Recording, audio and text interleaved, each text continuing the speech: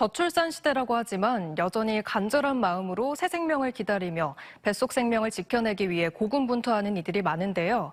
TJB는 여러 어려움 속에서도 새 생명을 간절히 원하고 또 소중히 지켜내기 위해 노력하는 임산부들의 이야기를 통해서 저출산 시대 새로운 해법을 찾아보고자 합니다. 양정진, 조혜원 기자의 리포트 차례로 보시면서 우리 사회가 또 주변 이웃들이 해야 할 일을 함께 고민해 보시죠. 0.72. 세계 최하위를 기록한 우리나라의 합계 출산율입니다. 지금 추세라면 2750년 대한민국은 지구상에서 가장 먼저 소멸됩니다. 이러한 저출산 위기 극복을 위해 국가 차원의 총력전이 펼쳐지고 있는데요. TJB는 저출산 문제를 해결하기 위해선 가장 먼저 아이를 낳기로 결심한 부부들의 이야기에 귀를 기울여야 한다고 판단했습니다. 아이를 낳고 싶은 가장 큰 이유, 그리고 그 과정에서 어려움은 무엇인지를 직접 들어봤습니다. 임신 14주차 두둥이 엄마 전혜인 씨. 초기 임산부의 유산율은 전체의 80%에 달해 조심해야 할 때지만 지하철 임산부 배려석조차 쉽게 앉지 못합니다.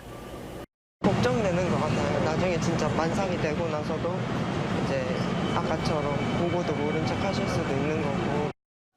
아직 부모가 된다는 게 실감나진 않지만 아이가 생겼다는 것만으로도 삶에 큰 변화가 생겼습니다. 행동도 조심하고 걸어 다닐 때도 조심하고 뭐든 다 조심하게 되는 것 같아요. 내가 더 열심히 뭐라도 잘 살아야겠다라는 동기부여가 되는 것 같아서. 임신 33주차 만삭에 접어든 크롱이 엄마 양진희 씨. 하루하루 허리 통증이 심해지고 자궁이 방광을 압박하면서 밤에도 푹 잘 수가 없습니다. 장기가 위아래로 늘리다 보니까 새벽에 화장실을 가는 횟수도 좀 많이 늘었고 그러다 보니 잠이 깨고 몸이 무거워지며 간단했던 집안일도 버겁고 배가 불러오며 운전과 주차도 쉽지 않은 상황. 많이 나오기도 하고 무게가 또 많이 증가하다 보니까 그게 너무 힘들어요. 제가 생각한 것보다 더 힘든 것 같아요, 후기는.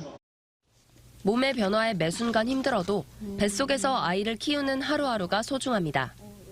인생의 목표 중에 하나가 20대 아기를 낳자였어요. 저랑 남편을 닮은 아이 얼굴을 보니까 조금 울컥하고 신기하기도 하고 빨리 만나고 싶은 마음이 커요. 낮 기온이 35도에 달하는 무더운 날씨는 임신부들에게 더 위협적입니다. 실제로 여름철인 7, 8월에 유산율이 가장 높습니다. 여름에도 더위를 많이 안 탔었는데 임신을 하고 나서 이제 열이 많아지고 땀도 쉽게 나고 밖에 나갔을 때 저도 모르게 그늘을 좀 많이 찾아요. 비슷한 나이의 기자가 임신부와 동행하며 열화상 카메라로 체온을 살펴봤습니다. 초반엔 체온이 비슷했지만 야외에서 10분 정도 지나자 40도에 해당하는 흰색 부분이 기자에 비해 임신부에게 훨씬 많이 나타났습니다. 임신부의 체온이 훨씬 빠르게 상승하는 겁니다. 엄마가 된다는 게 정말 쉽지 않다는 거를 많이 깨닫고 있고요. 그래서 엄마께 더 많이 감사하게 되고 그리고 이런 거를 겪지 않으면 사실 모르잖아요. 그래서 많은 분들이 임산부가 조금 힘들다는 걸 조금이라도 알아주시면 좋을 것 같아요. 축복처럼 찾아온 새 생명에게 아늑한 집이 되어주고자 예비 엄마들은 10개월간 몸과 마음에 많은 변화를 겪으면서도 자기 자신보다 아기를 먼저 생각하며 최선을 다하고 있습니다. 해마다 출산율이 떨어지는 상황에서 TJB는 임신과 관련해 증가하는 수치에 주목했습니다. 먼저 고위험 산모로 분류되는 35세 이상 산모 비율이 급증해 10명 중 4명꼴입니다. 동시에 신생아 사망 원인 1위로 꼽히는 조산율은 2010년 5.9%에서 2022년 9.7%로 1.5배 이상 늘었습니다. 태아의 유산과 사산율도 증가하고 있는데요. 3명 중 1명에 달하고 지난 2022년 전체 출생아 10명 중 1명은 난임 시술로 태어났습니다. 해외와 비교해도 국내 난임 시술 비중이 높은 상황입니다.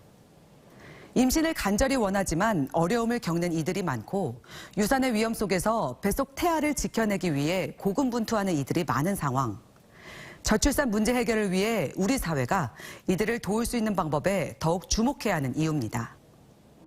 결혼 10년 차 윤지혜 씨. 지난 5월 태어난 쌍둥이 남매를 만나기까지 인공수정 2번과 시험관 시술 6번의 힘든 과정을 거쳐야 했습니다.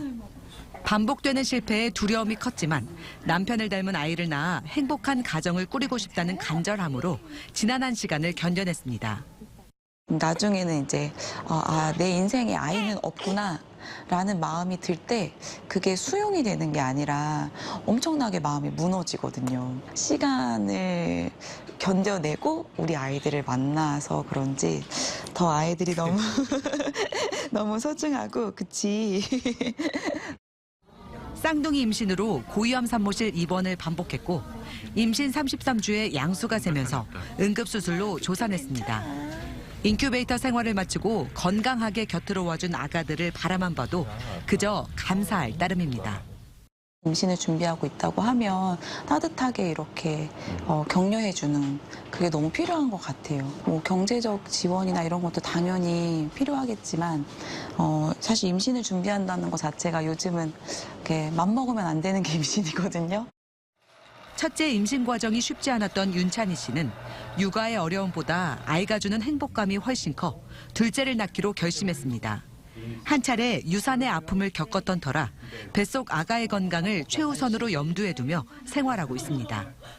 유산을 겪고 이제 수술을 하다 보니까 또 3개월 동안 이제 몸을 휴식해야 되는 안정기가 꼭 있어야 하고 힘들긴 하지만 그럼에도 또 한 명의 가족이 더 늘어서 저희 가족이 다 같이 이제 더 건강하고 행복하게 살았으면 좋겠어서 뱃속의 아기도 잘 자랐으면 좋겠습니다. 시험관 임신으로 귀한 생명을 얻은 정수경 씨는 직장 생활을 병행하며 난임 치료를 받기가 쉽지 않았습니다. 사이클을 돌려면 훨씬 많이 더 병원에 방문을 해야 되거든요. 평일에 병원을 가게 되거나 그러면은 이게 조금 회사에 무급이긴 하지만 그런 부분들이 이제 팀원들에게 폐해를 끼치는 것 같고 그런 부분이 조금 눈치가 보였고요. 힘겨운 임신 여정에도 아이를 기다리는 그 마음이 건강한 출산으로 이어질 수 있도록 그들의 간절한 마음에 더 귀 기울여야 합니다. TJB 조혜원입니다.